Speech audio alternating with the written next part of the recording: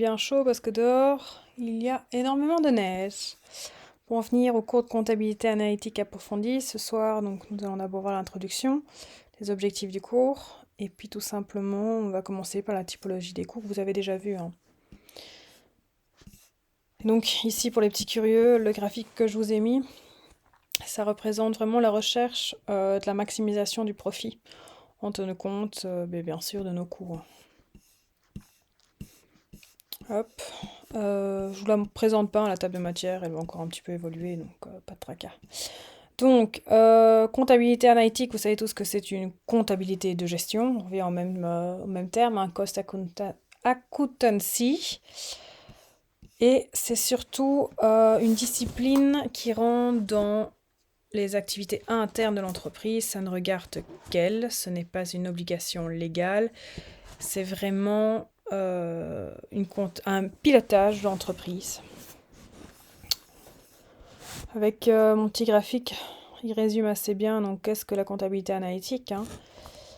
Tout simplement, son premier rôle, c'est d'informer. On informe sur quoi? On informe en premier sur les coûts, hein. Les coûts des différentes fonctions qui ont structuré l'entreprise, les coûts des produits qu'elle fabrique, tout ça afin d'estimer sa rentabilité. Les dirigeants vont être influencés par la comptabilité de gestion pour pouvoir prendre leurs décisions. Et bien sûr, on a également tout ce qui est calcul de stock. Ensuite, prévision. On avait ouvert la porte en stratégie financière et gestion budgétaire. On va prévoir toute une série de choses, que ce soit les coûts de production, les coûts d'approvisionnement, les coûts d'achat, le compte résultat prévisionnel, le bilan prévisionnel. On prévoit. On anticipe les besoins de notre entreprise. On anticipe également les conséquences de nos choix sur tel ou tel produit. Il y a vraiment cette idée de contrôle. Est-ce que nos budgets ont été réalisés? Est-ce qu'on est dans le bon? Est-ce qu'on peut comparer nos prévisions avec la réalité? Pourquoi il y a tel ou tel écart? Y aurait-il moyen de prévoir et d'avoir donc une prévision plus juste en modifiant tout simplement nos calculs? Et enfin, vous avez le dernier rôle central, c'est vraiment un rôle formel. On explique les écarts entre les prévisions et les réalisations. On explique pourquoi tel ou tel produit n'est pas rentable, pourquoi donc c'est un échec, pourquoi on va le sortir de notre production. C'est le processus tout simplement de contrôle de l'entreprise. Alors il est dit, là je vous l'ai pas mis en ligne, hein, mais dans certaines revues, par exemple là c'était Indépendant Entreprise, donc certaines revues ou l'UCM par exemple, de gestion pour les entrepreneurs, il revient régulièrement que, si je prends vite mon article ici, c'était combien? 80% des sociétés qui font faillite sont des sociétés qui ont justement un problème de gestion. Mon petit graphique que j'aime tant. Alors la comptabilité de gestion, elle n'est rien sans la comptabilité financière. On est d'accord? La comptabilité financière va alimenter notre comptabilité de gestion. La comptabilité de gestion avec le contrôle de gestion et les théories de l'agence et des coûts de transaction vont déterminer, synthétiser le concept de contrôle. Comptabilité de gestion est nourrie par la comptabilité analytique, les prix de cession, tableau de bord, les coûts de cible et la comptabilité budgétaire. Comptabilité budgétaire, donc contient le budget, on est d'accord, que ce soit à moyen ou court terme. Dans tout ce qui est moyen et long terme, vous avez le choix des investissements. Donc ça, c'est ce qu'on a fait, si vous voulez, en stratégie. C'est ce qu'on a fait également en stratégie et là aussi, avec la finance et l'analyse financière. Et donc, vous avez vraiment le résumé de vos 4 années de comptabilité sur un graphique. Et bien sûr, vous avez donc cette analyse financière qui venait alimenter, configurer la comptabilité financière. Donc qu'est-ce qu'on va faire nous ici, clairement dans ce cours? C'est une comptabilité de gestion avec un contrôle de gestion sur les coûts et certaines théories ou stratégies qu'on pourrait mettre en place. Voilà, vous le savez tous bien, donc les différences entre comptabilité financière et de gestion, c'est que l'une c'est interne, l'autre c'est externe parce qu'elle est requise par la loi, elle est normalisée.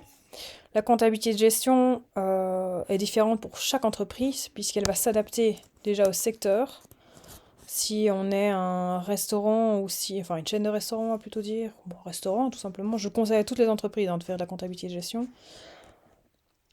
Ou alors si on est tout simplement, je sais pas, un fermier, la structure de notre comptabilité de gestion va être totalement différente.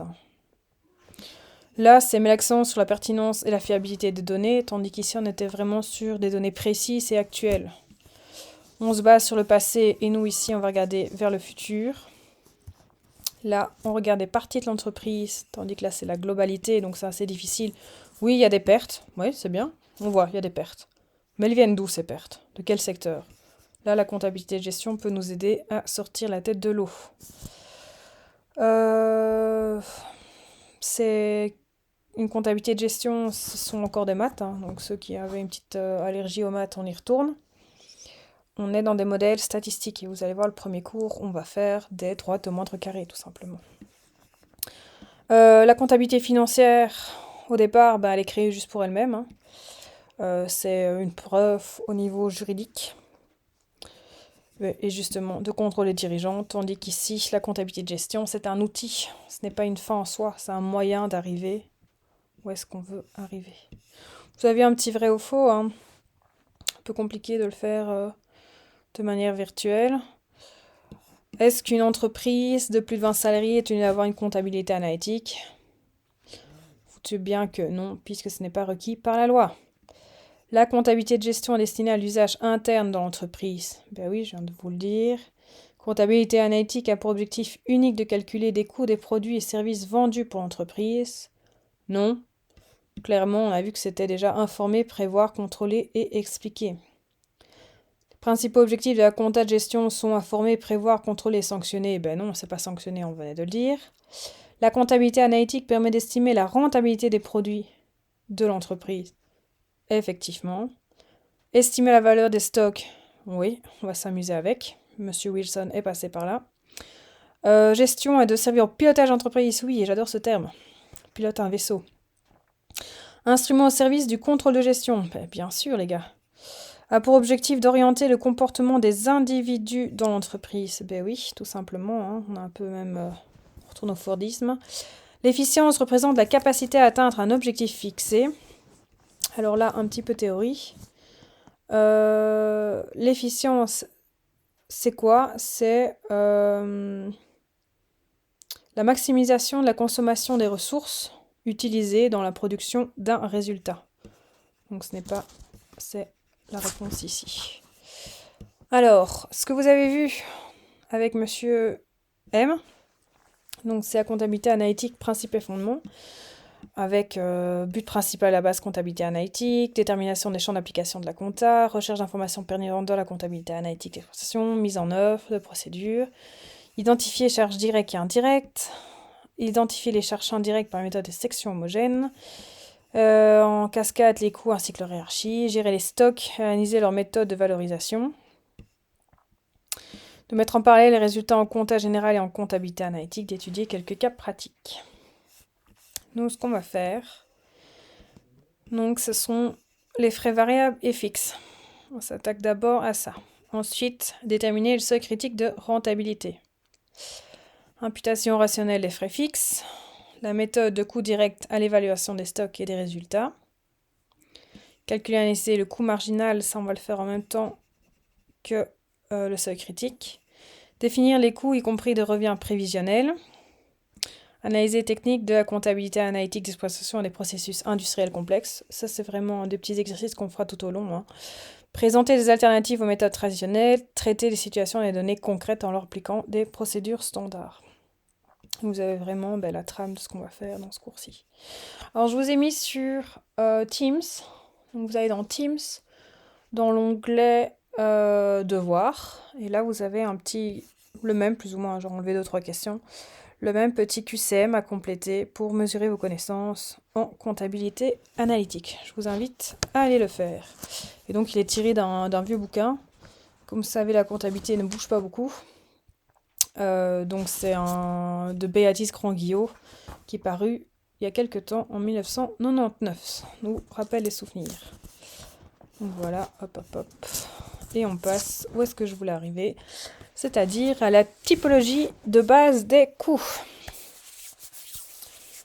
Alors, soit un atelier dans lequel est produit un seul type d'article. L'étude des charges pour plusieurs niveaux d'activité différentes fait apparaître des situations suivantes. Donc, premier palier, niveau d'activité en unité, vos charges, donc augmenter. Matière utilisée, fait qu'augmenter. Même eau, main-d'œuvre directe, même chose, amortissement. Là, vous voyez bien que donc, on a un premier tranche de 20 000. Donc là, à mon avis, il y a une nouvelle machine. Et là, encore une autre machine. Autres charges, elles augmentent également, avec une grosse augmentation entre là et là, qui est due sans doute à l'achat d'une machine. Et donc le coût total, vous voyez qu'il ne fait qu'augmenter. Qu'est-ce qu'on peut observer? C'est que tout ce qui est matière utilisée, vous voyez 6, 9, 12, 15, 18, 21, 24. Et ici, MO direct, 10, 15, 20, 25, 30, 35, 40. Et tout simplement, ça évolue de manière proportionnelle. Je ne sais pas si j'avais déjà écrit le texte, ce serait magnifique. Connaissant ma fainéantise, c'est bien possible. Ouais. Donc, les charges d'utilisation de matière et celles de MO direct évaluent proportionnellement à l'activité de l'entreprise. Alors, les amortissements, donc, ils restent fixes jusqu'à ce qu'il y ait un changement. Premier changement et deuxième changement. Donc ici, lorsqu'on atteint 5000 unités et 7000 unités, il y a un changement. Là, c'est un petit peu plus long. Hop, vous pouvez mettre pause et noter, ou ce sera plus facile. Hein. Je vous mettrai le premier dossier en ligne tantôt.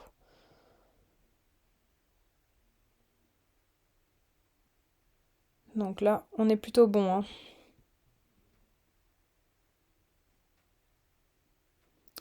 Et donc ici, vous avez que le coût total sont marqués par l'augmentation des investissements. Par contre là, je crois pas que j'avais noté. Donc je vais vite faire ça. Donc voilà, sans les mains qui manquent un bout. Le coût total.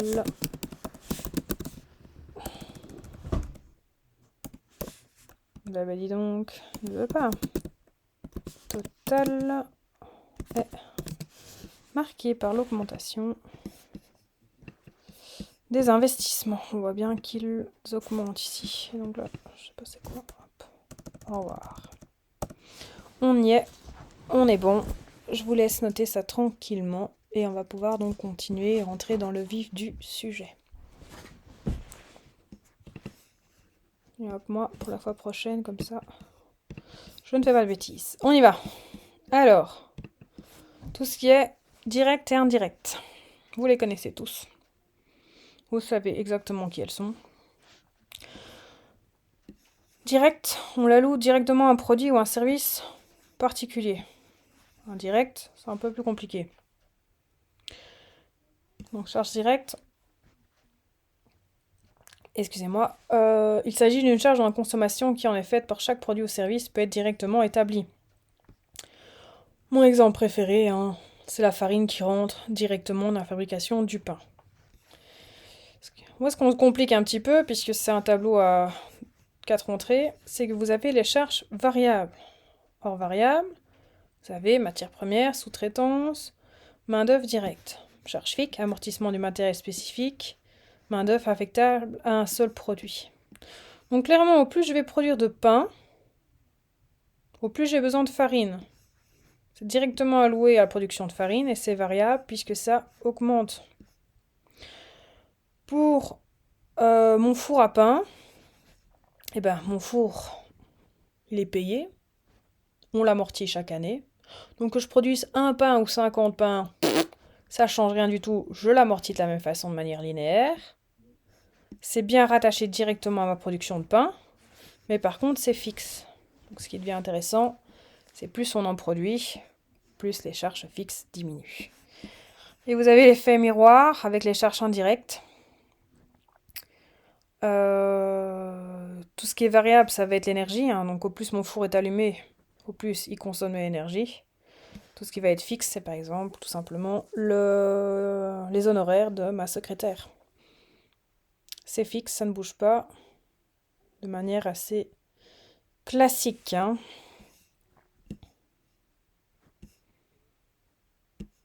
Ok. Donc ici, charge variable, une charge qui varie de manière exactement proportionnelle à la quantité de produits fabriqués. Charge fixe, une charge dont le montant ne varie pas quelle que soit la quantité produite ou l'importance du service délivré.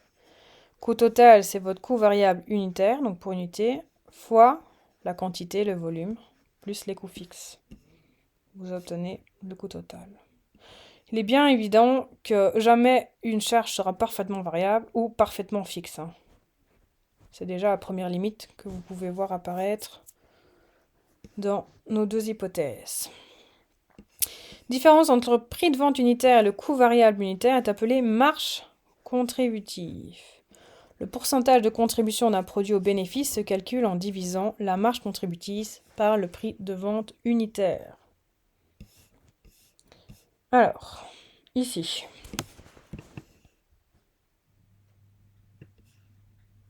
Ben voilà, je me demandais pourquoi il y avait un trou, mais normalement vous devez compléter. Rappelons qu'en pratique, 4 phénomènes empêchent le respect de l'hypothèse de linéarité du comportement des charges variables. Alors là, c'est compliqué parce que vous êtes un peu loin de moi pour récolter vos réponses. On va donc pouvoir analyser mon petit graphique ici. Évolution du coût variable en fonction des quantités fabriquées. Donc en orange clair, coût variable unitaire. Il diminue fortement jusqu'à 35 et puis de manière un peu plus douce jusqu'à... On va mettre un petit peu plus un zoom là. Zoup. Parce que les petits yeux jusqu'à 120, 115 et puis il réaugmente un petit peu.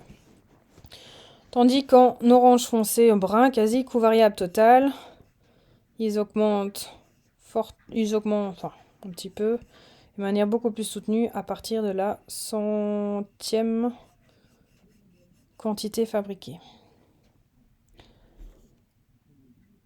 Première chose qu'on peut voir,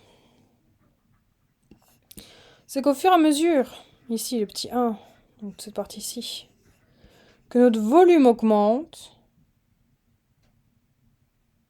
on fait des rendements croissants. Donc là, le coût variable diminue de manière proportionnelle. Je vais y arriver à sélectionner ma phrase. Zo. J'espère que j'ai sélectionné la bonne, ça. Voilà. Les rendements croissants au fur et à mesure que le volume de production augmente. Au plus on a de quantité, au plus il y a moyen, les gars, d'avoir des ristournes. Vous connaissez bien vos RRR, remise, rabais, ristourne. Remise, fidélité, rabais, un défaut, et ristourne, achat en grande quantité. Quand vous achetez en grande quantité, on va faire ce qu'on appelle des économies d'échelle. Donc au plus on achète, au plus on a de ristourne. Ça, c'est vraiment le point que vous pouvez encore voir ici.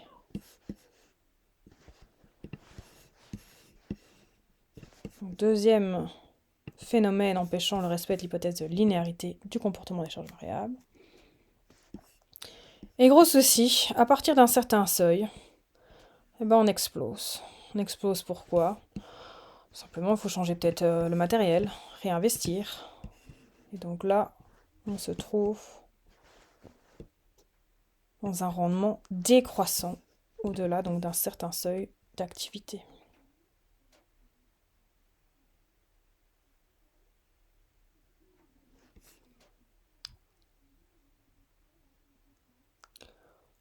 pouvez le voir également sur le même graphique, hein, c'est exactement la même chose qui se passe.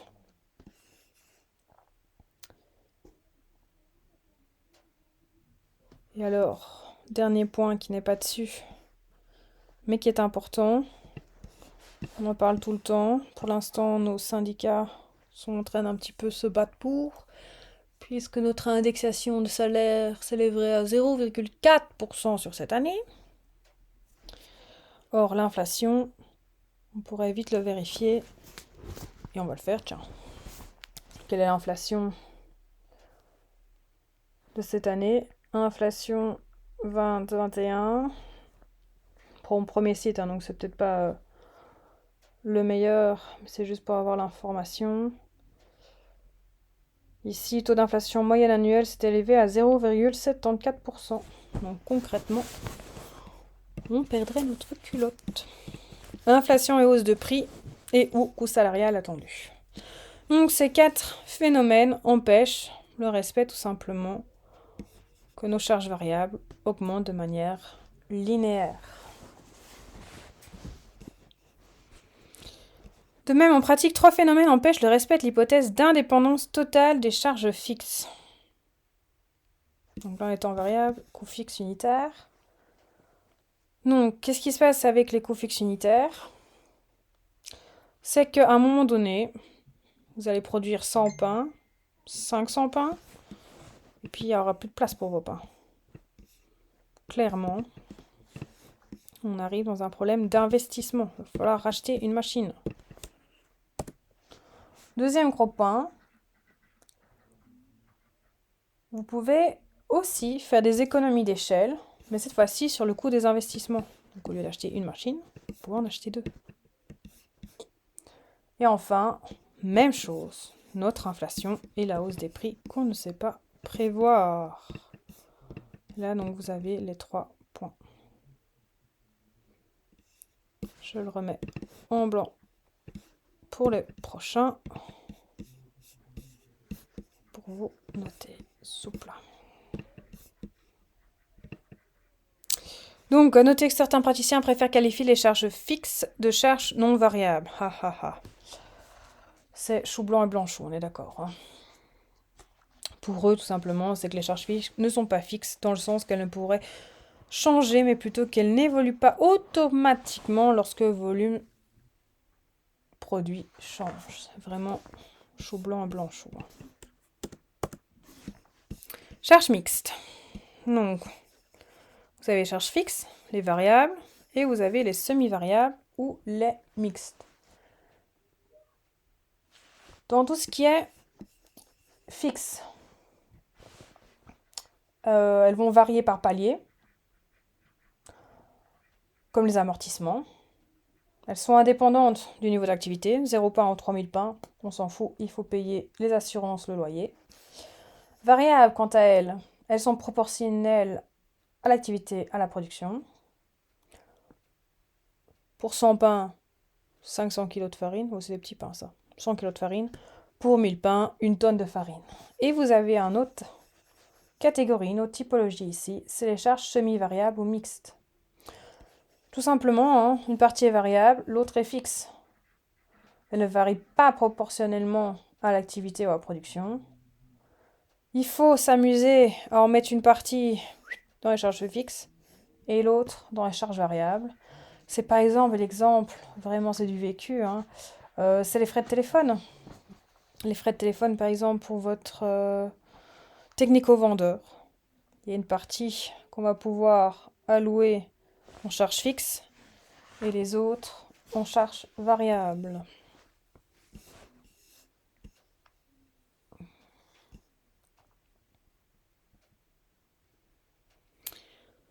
Donc, pour essayer d'appréhender tout ceci, on va faire appel à 2 méthodes. Elles sont ici. Première méthode, c'est la méthode à 2 points extrêmes. On va donc devoir prendre les 2 points extrêmes. Donc ici, le plus grand chiffre-valeur, le plus bas chiffre-valeur. Donc il faut vraiment chercher, attention. Hein. Peut-être que vous avez entre 1970 et 2010. C'est pas 1970 le plus haut volume et 2010 le plus bas. Hein. Vous devez les ordonner, les agencer. Excel le fait pour vous, tant mieux. Hein. Mais n'oubliez pas que si vous êtes devant votre feuille, ce qui à mon avis n'arrivera pas d'ici là, de bien faire attention. Donc, le coût variable associé à la charge mixte s'exprime alors comme suit. Coût à grand volume, moins coût à petit volume, 18 moins 5, 13, divisé, grand volume, moins petit volume, 408 moins 148, 260. Donc, 13 000 divisé par 260. Et il y a une petite application à la page 21. Est-ce qu'on les fait tout de suite? On reviendra après. Et alors, celle que je préfère, c'est la régression linéaire. Tout simplement, vous avez une équation. AX plus B. A représente quoi? A, c'est la somme de x fois y, moins le nombre x moyenne fois y moyenne, divisé par la somme des x au carré, moins le nombre de x fois la moyenne au carré. Quand vous l'avez trouvé, il suffit de chercher B et de trouver l'équation. Analyse de chez charge. Nous avons d'abord les variables. Si prenons les productions mensuelles,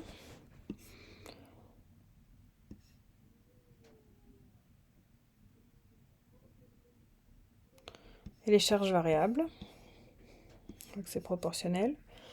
Donc vous avez un graphique ici des charges variables en fonction X des productions.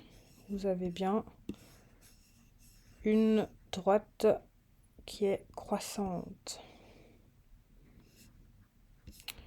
Charge variable par unité, 3000 divisé par 1500, 2, 4000 divisé par 2002. Donc ici, vous avez une courbe horizontale. Pour ce qui est fixe, donc on parlait d'horizontalité, hein, même chose. Vous avez les productions. Et qu'est-ce qu'on calcule? Donc c'est les charges de structure en fonction de la production. Elles restent inchangées. Souple. Par contre, les unitaires, 8000 divisé par 1500, 533, 1000 divisé par 2000, 4. Au plus sont produits, au plus ces charges sont réparties. Ce qui est logique. Donc on a une courbe décroissante. Toujours les charges fixes en fonction de la production. Rien de nouveau pour vous. Par contre, c'est là que, entre guillemets, les romains s'empoignèrent. Et encore, vous allez voir qu'il n'y a rien du tout de chinois là-dessus. Vous avez ici des semi-variables. Vous voyez bien 800, 1000, 1200, 1400, production mensuelle, elle augmente. On peut chercher à les décomposer entre charges fixes et charges variables. Si une telle décomposition est possible, on doit avoir y est égal à x plus b. Si on prend les deux premières valeurs, donc on est toujours ici x, donc c'est les charges semi-variables, en fonction de la production. Donc, 1000, c'est le y, est égal à 2000 fois x ou a, hein, ça revient strictement au même, plus b qu'on ne connaît pas. Mon fils qui vient vous faire coucou. Pour la deuxième, on a 1500 a plus b est égal à 800. Comment trouver a et b? On va faire appel ici à la méthode des extrêmes. Donc vous allez avoir une équation du style y est égal mx plus p. Comment trouver m? On va faire la plus grande, la différence des plus grandes valeurs. Donc vous avez bizarre.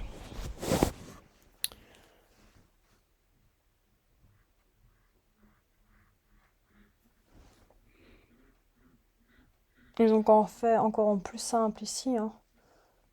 Ils ont tout simplement donc cette la différence des deux points. Donc on a 1000 moins 800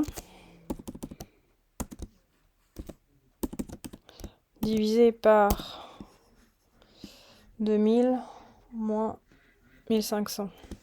C'est pas la différence, moi qui me suis trompée juste à l'instant. C'est tout simplement la recherche d'une droite. Et donc vous obtenez 2 cinquièmes. Donc M est égal à 2 cinquièmes, ou A, ça revient au même, je vais mettre A sinon je vous perte. Donc A est égal à 2 cinquièmes. Si on remplace dans l'une ou l'autre formule, 2000 fois 2 cinquièmes plus B qu'on est en train de chercher est égal à 1000. Donc là, on a 2000 fois 2 divisé en 5. Ça vous nous fait 4000 divisé en 5, 800. Moins... Oh, on va faire dans l'autre sens. B est égal à 1000. Et on peut passer de l'autre côté, moins 800. Moins 800, donc B est égal à 200. Formule, vous avez bien. Donc 0,4 de cinquième. Y est égal à 0,4 x plus 200. On a bien trouvé notre équation. Donc vous avez une partie ici qui est variable en fonction de la production et une partie qui est fixe. 200 de charge fixe et 0,4 de charge variable.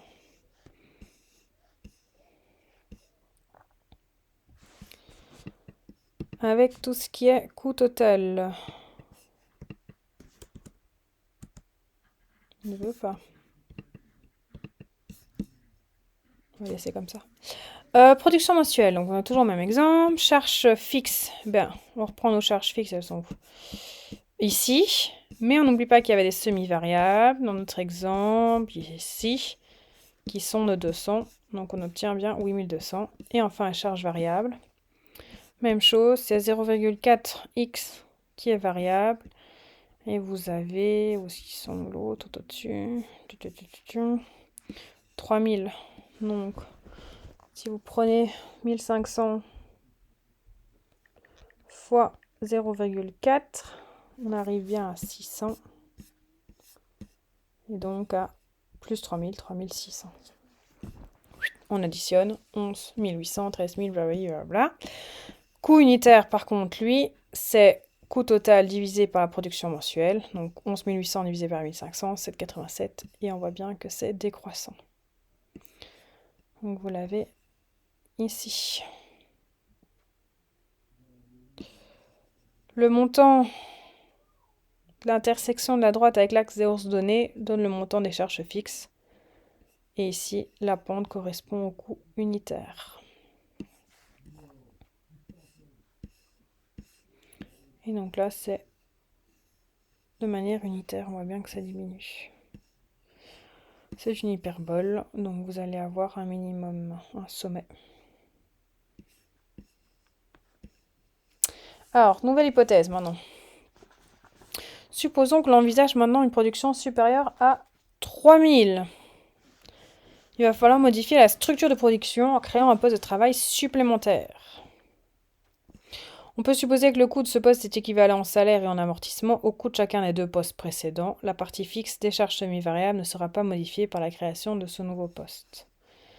Et donc, on peut aller jusqu'à 4500 maintenant. Les charges de structure vont augmenter de 4000. Donc, on les a bien. Vous aviez avant, je vais prendre côte à côte. Hop. Production ne change pas. Le 8200, on a dit qu'il ne changeait pas à partir d'ici. Oui. Quand on va produire 4000 ou 3500, 4000 ou 4500, ça va être à 12200, 12200, 12200. Ici, il ne change pas. Et on va continuer donc avec 8400, 9600, 10800. Ce qu'on a bien là. Top. Et donc on va clairement voir ici une partie ici, puis pop, nouvel investissement, nouvelle machine, nouveau poste de travail. Et on recommence avec la même pente. Même chose avec les coûts unitaires.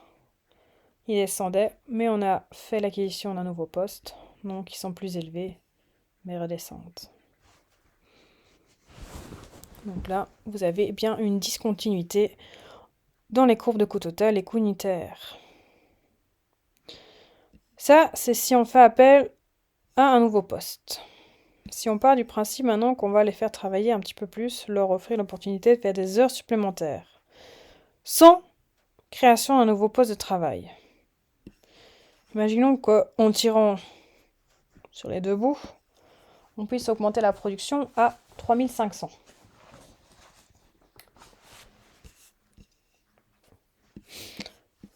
Le coût des heures ainsi réalisées serait supérieur de 25% au taux moyen au coût des heures normales. Oui, il faut quand même les inciter à venir travailler. Étudions l'évolution des charges correspondant à cette hypothèse. Donc, au-delà de 3000 unités, les charges de main-d'œuvre deviennent des charges variables, parce qu'elles ne seront payées que s'ils travaillent effectivement. Pour 3000 pièces, le coût de main-d'œuvre ressortait à 6000, soit 2 € par pièce.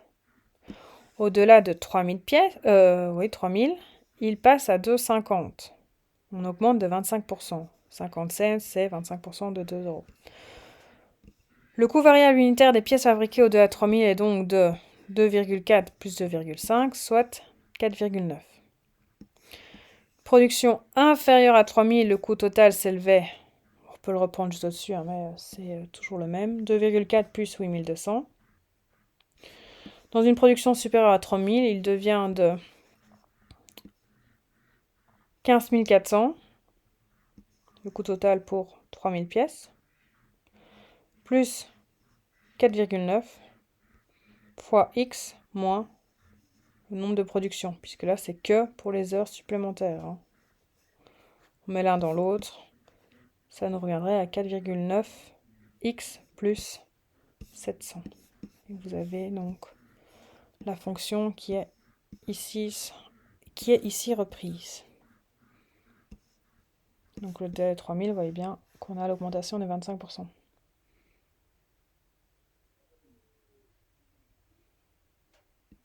Ok. L'évolution des charges variables est rarement rigoureusement proportionnelle à l'activité. Lorsque l'on atteint une capacité maximale à la production en particulier, certaines charges peuvent varier plus que proportionnellement, charges d'entretien, coûts de réparation, de la maintenance, etc. On a plusieurs petites applications. Celle-ci, elle est facile. Et je vais vous mettre Excel à côté pour vous montrer au fur et à mesure. Donc vous avez toujours ici c'est bimensuel, janvier, février, mars, avril, etc. Les dépenses de téléphone et le chiffre d'affaires en kilo-euros. Si on met les dépenses de téléphone en fonction du chiffre d'affaires, on voit que vous avez plus ou moins une tendance linéaire. Et qu'on arrive ici, les charges fixes seraient plus ou moins à 1500. D'accord ? Alors, les paramètres A et B de cette droite auraient pu être cherchés par la méthode des points extrêmes. 1980 étant le plus élevé. Zoup, 310. Et le plus faible, c'est 1650 et 100. Donc, on les note ici. Et on fait ce qu'on vient de faire l'un dans l'autre. De déduire l'un par rapport à l'autre.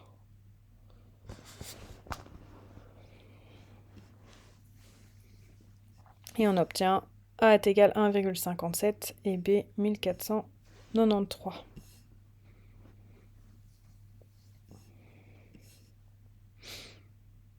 Pour calculer d'une autre façon, on peut utiliser la droite des moindres carrés.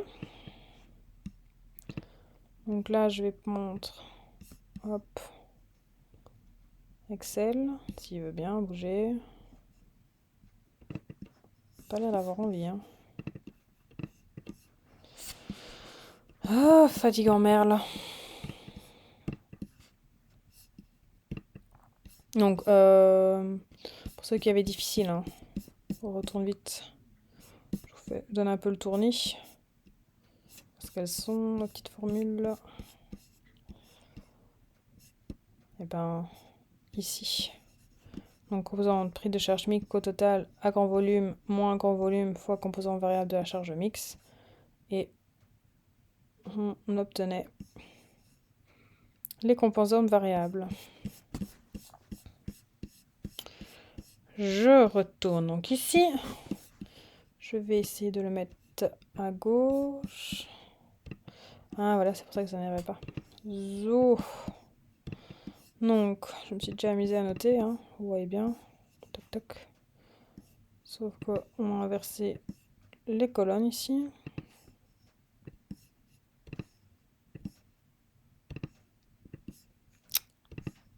Deux petites secondes. Donc, qu'est-ce qu'on a fait? On a fait chiffre d'affaires fois le téléphone. Donc, 150 fois 1680. On obtient bien 252 000. Même réponse qu'ici. On tire. Hop, on a les mêmes. Et enfin, le chiffre d'affaires au carré.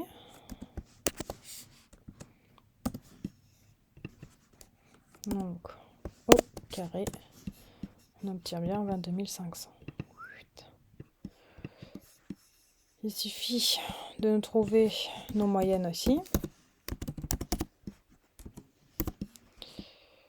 Moyenne, hop, la moyenne dy. Et je pense qu'on a tout. Là, x fois y. 1, 2, 3, 4, 5, 6. On y est. Donc, comment on a fait pour trouver? Le A est égal. Hop, parenthèse. Somme des x fois y. J'ai oublié de le calculer. Je vais le noter là. Moins n, 1, 2, 3, 4, 5, 6, fois la moyenne de x, fois la moyenne d'y, si je ne dis pas de bêtises. Divisé par... Je ne l'ai pas noté. Somme des x au carré, moins 6 fois la moyenne au carré. La moyenne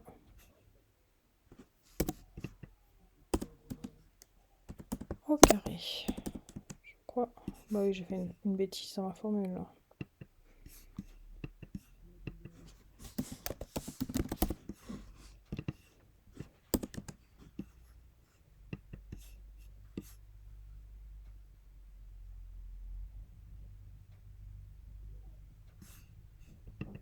Donc, qu'est-ce que j'ai fait comme bêtise? On recommence.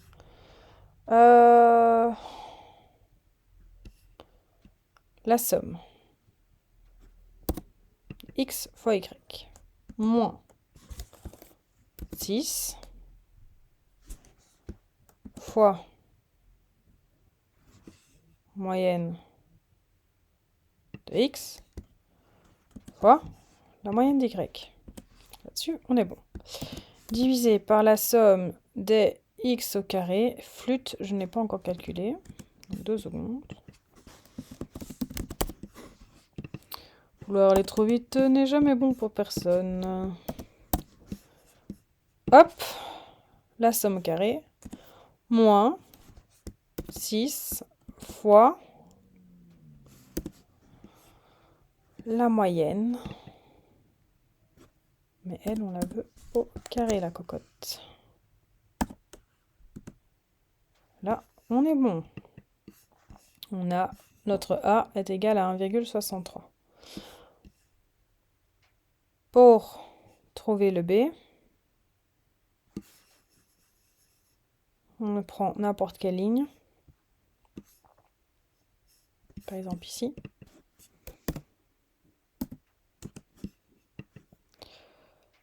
On prend donc notre Y, là c'était 1680, moins le A,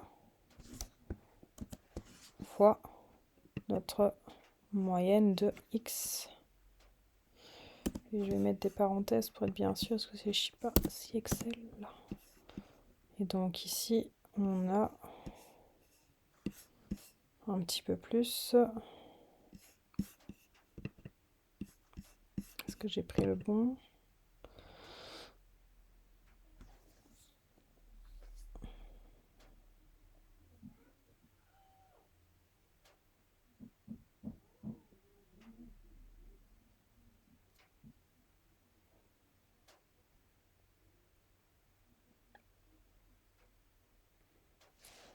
C'est Y moyenne, non?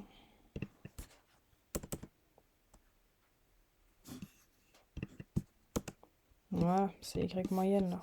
Chut, faut rajouter une petite ligne au-dessus. Donc, Y moyenne, moins ce qu'on a trouvé, 1,63, fois le X moyen de 128, donc 1463. On obtient donc Y est égal à 1,63X plus 1463.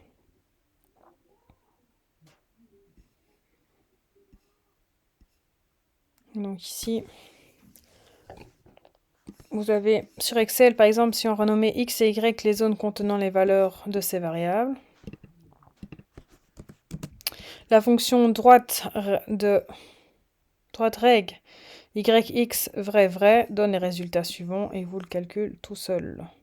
Avec ici le R carré, c'est le coefficient de corrélation. Plus il est proche de 1, plus ça veut dire que les deux variables sont corrélées. Donc on peut également s'amuser à le faire avec cette formule-là. Des exemples un petit peu plus poussés. Vous avez ici, dans une entreprise fabriquant un seul type de produit, l'étude des charges pour plusieurs niveaux d'activité conduit aux constatations suivantes. Vous avez charge quantité 1000, 2000, 3000, 4000, charge opérationnelle, charge de structure, charge semi-variable. Sachant que la variation de charge est rigoureusement linéaire, résoudre les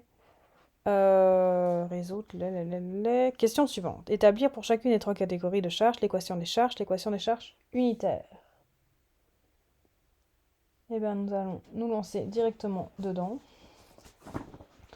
Par contre, ça fait très longtemps, j'avoue que j'ai plus fait de graphiques sur Excel, donc je chercherai un petit peu, mais on y arrivera très bien. Pire, je mettrai pause et je continuerai après.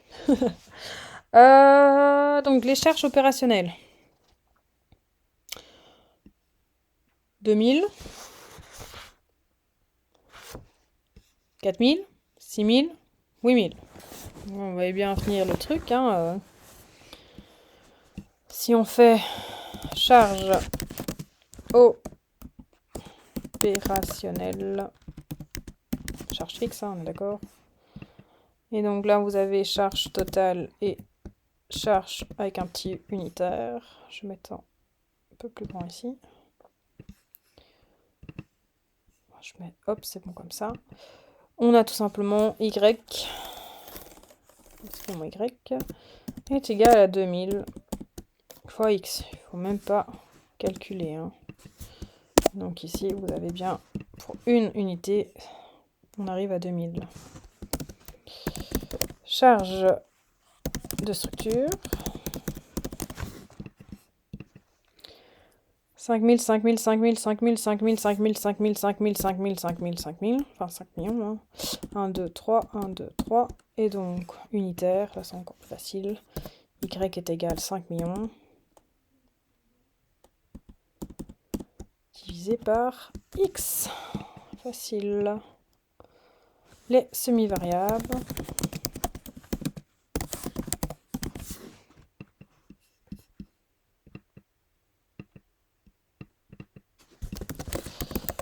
Je note comme ça, variation linéaire, cherche. Je mettrai aussi l'Excel. 2000, 3000, 4000, 5000. Donc on augmente à chaque fois 2000. On va devoir s'amuser à trouver tout simplement la fonction. Hein. Donc 3000 moins 2000, enfin 3 millions moins 2 millions, il reste 1 million. 1 million divisé par 1000. Facile aussi. Hop, divisé par 1000. Vous avez donc 1000. Y est égal 1000x plus... Enfin, plus qui reste, 1 million, tout simplement. Y est égal... Donc j'ai juste fait la formule, mais de tête. Hein. Plus 1 million. 1, 2, 3, 4, 5, 6. Et donc ici, il va falloir tout diviser. Ça, c'est un peu plus enquiquinant à noter.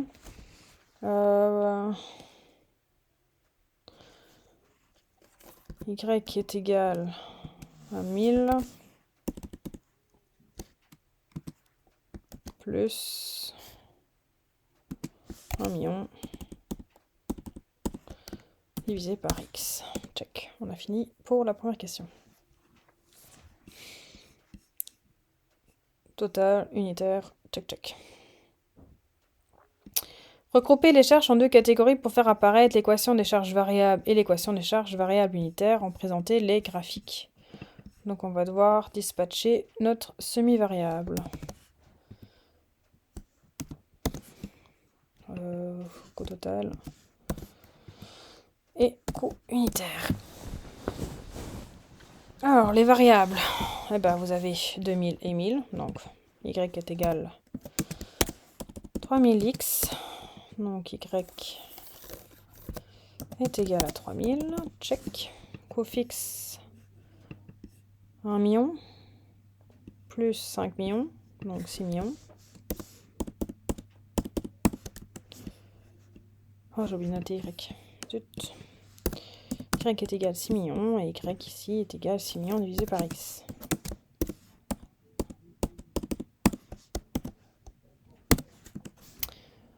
Voilà ce qu'on a fait. Donc, c'est là que les Romains s'empoignèrent parce que je ne sais plus du tout comment on fait ce genre de graphique. Les charges totales, vous voyez bien qu'on va avoir un graphique qui augmente comme ceci. Et là, on va avoir un électroencéphalogramme tout plat comme ceci. Alors là, j'ai bien chipoté 5 minutes, mais vous allez rire de moi.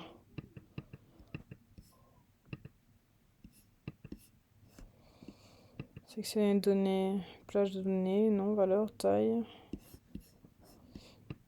On le sait.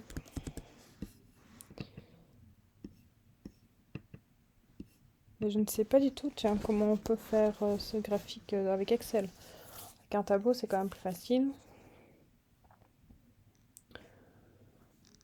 Excel, graphique, à partir formule. On va lui demander ce qu'il nous dit, ça. Alors. Non, cool. Seulement, la méthodologie pour y arriver est assez compliquée et demande connaissances très approfondies d'Excel. Bon, on n'y est toujours pas. Hein.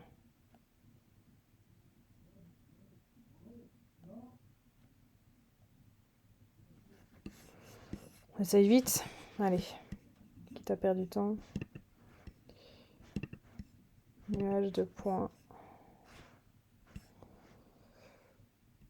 Hop. Ensuite.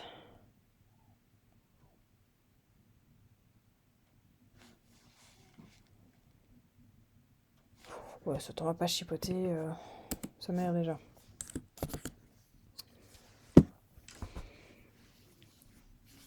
Vous avez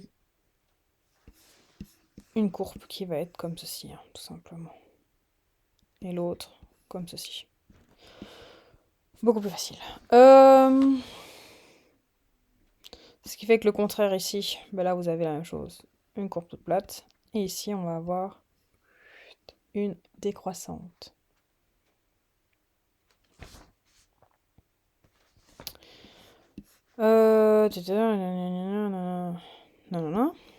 Établir l'équation du coût total et l'équation du coût moyen en présenter les graphiques. Donc, bah, tout simplement, hein, c'est 3000x plus 6 millions. Donc, on va avoir, si je reprends un graphique déjà tout près ici, là, on va être à 6 millions. Et notre droite montera comme ceci.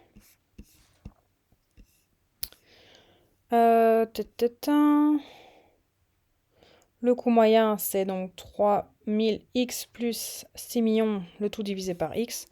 On va avoir de nouveau une courbe décroissante comme ceci. Dans l'hypothèse d'un accroissement de l'activité pour dépasser la production de 4000 unités, il est envisagé un changement de structure conduisant à une augmentation des charges fixes, y compris celles contenues dans les charges semi-variables de 50%.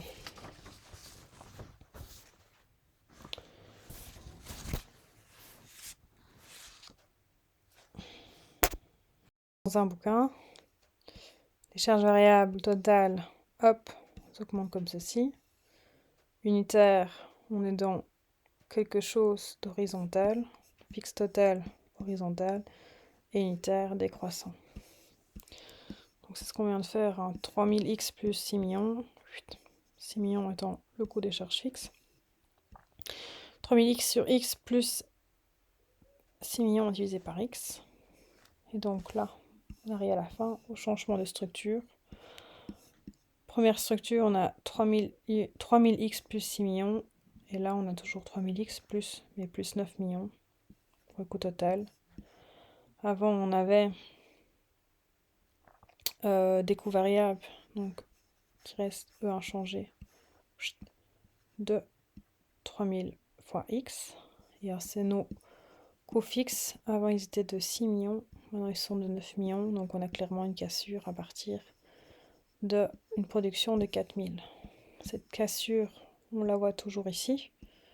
Avec, donc, pour le coût unitaire, hop, ils augmentent un petit peu pour ici. Sauf pour le coût fixe et le coût moyen.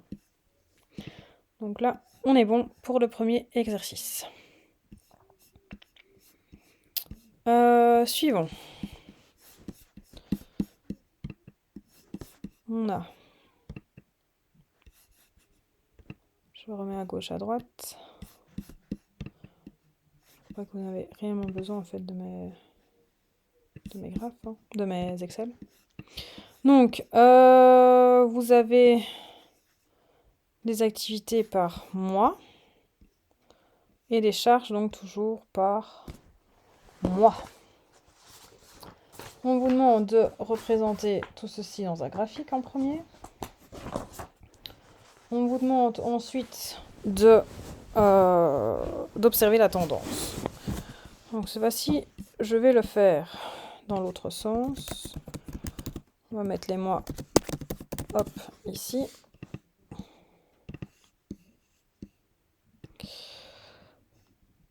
Place un petit coup. Donc ici, c'est les mois. On a l'activité avec 20, 13, 15, 25, 23, 18, 17, 17, encore un petit 17, 12, 15, 22, j'en ai loupé un quelque part là. 20, 13, 15, 25, 23, 18, 17, 17. J'étais trop gourmande en 17. C'est un chiffre que j'aime bien, vous voulez pas. 12, 15, 22, 19. Sinon, ça ne fonctionnera pas. Donc, activité, check. Et nos charges. Je mets le A à sa place. En recherche, on est 75, 52, 60, 83, 79, 59, 64, 58, 50, 59, 72, et j'en ai encore loupé un, c'est pas possible. Je vais altérer votre écran en train de me maudire là. 58, 64. Non, c'est pas ça. Là, c'est 64. 59, 64, 58. Je vais y arriver. Vous savez quoi, je vais faire les sommes pour être bien sûr que je n'ai pas fait de singerie. On arrive bien à 216, c'est ce que j'ai sur ma feuille à côté de moi. Et 776, c'est bon, je fais de bêtises. Alors, représenter sur un graphique l'ensemble des points caractérisant le couple activité-charge. Quelle tendance doit-on observer? Logiquement, si on fait ça.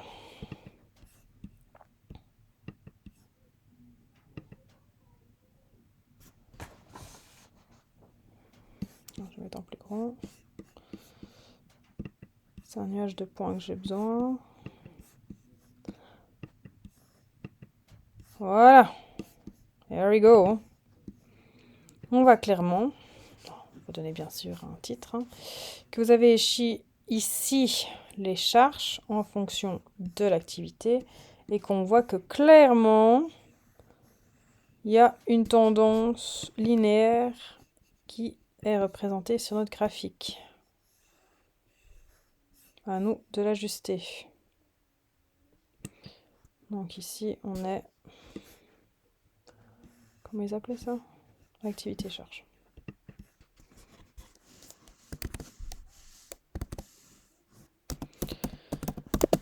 Il veut décidément rien faire pour moi aujourd'hui.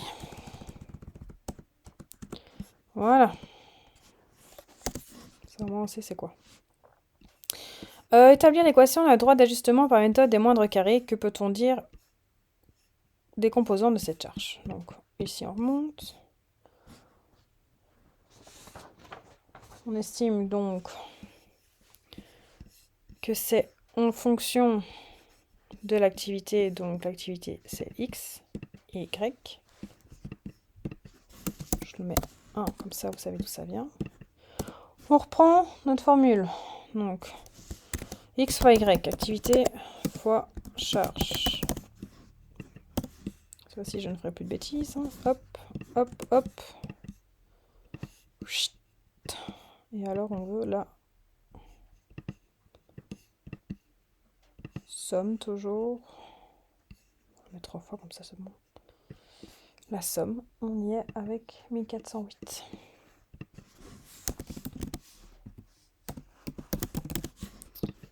On n'oublie pas les moyennes également. Avec un E, c'est plus joli.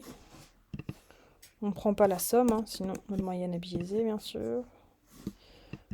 Pur fainéantise, on monte à chouchou qui fasse exactement la même ici.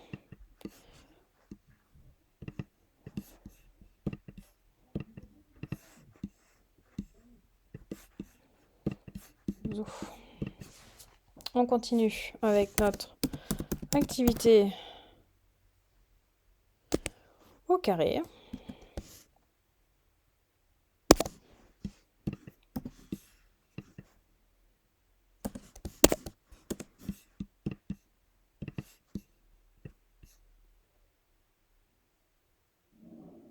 Et je pense qu'on a fini ici. Je vais quand même reprendre ma formule, je me souviens jamais. Je vous la donnerai aussi, hein, ne vous en tracassez pas pour ça. Donc A est égal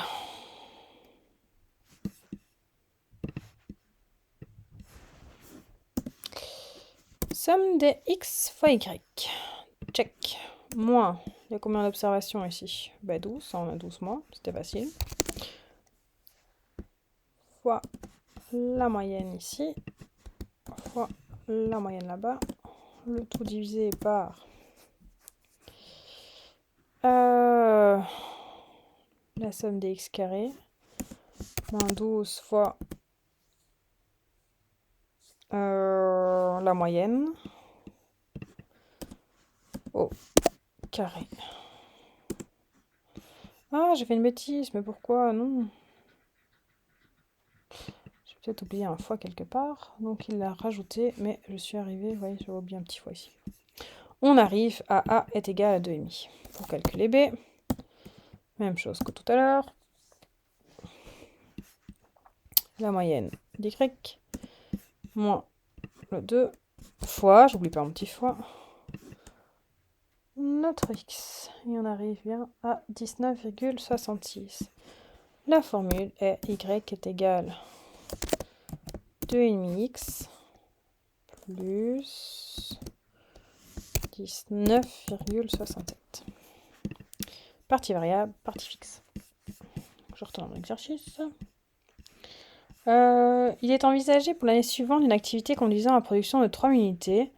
Quel montant de charge de ce type peut-on prévoir? Alors, c'est très facile, parce que vous avez déjà la formule. Donc, il suffit de vous prendre...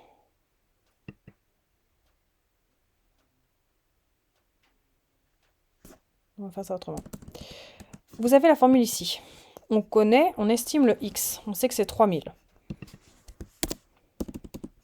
Et on aimerait bien trouver le Y, les charges. Donc, 2,5 fois 3000 plus 19,66. On arriverait... j'ai oublié les parenthèses quelque part. À mon avis. Ça me paraît beaucoup. Non. Donc, on prévoit de produire 3000 unités. 3000 fois 2,5. Plus 19,66. On arrive à une prévision de 7519,67 kilo-euros, je pense que c'était. Ouais, milliers d'euros pour les charges. Donc, votre équation que vous avez trouvée vous aide à pouvoir prédire les prochaines charges à calculer. C'est là que ça devient très intéressant. Donc, si on fait un rapide résumé, l'équation des moindres carrés nous aide à prédire l'évolution future de nos charges.